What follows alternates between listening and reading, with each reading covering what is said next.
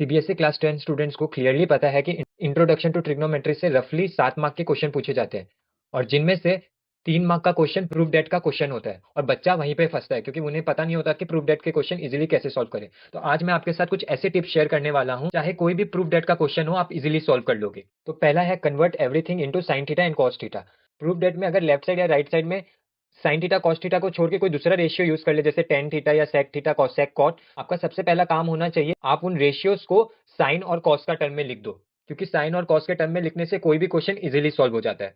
दूसरा टिप, अगर डिनोमिनेटर में कभी भी आपको रूट का टर्म मिल जाता है तो आपका सबसे पहला काम होना चाहिए उसको रैशनलाइज कर देना, क्योंकि रैशनलाइज करने से 50% सॉल्यूशन वैसे ही मिल जाता है।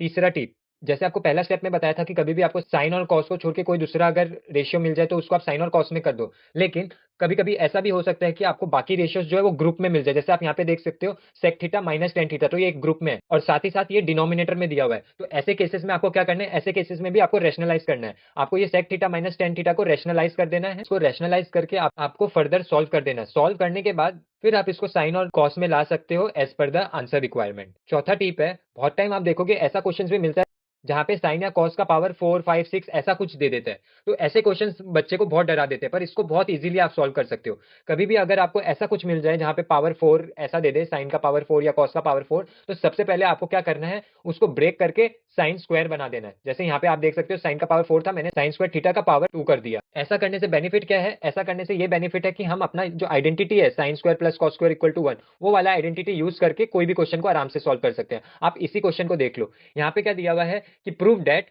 1 minus sine to the power 4 theta is equal to cos square theta 1 plus sine square theta.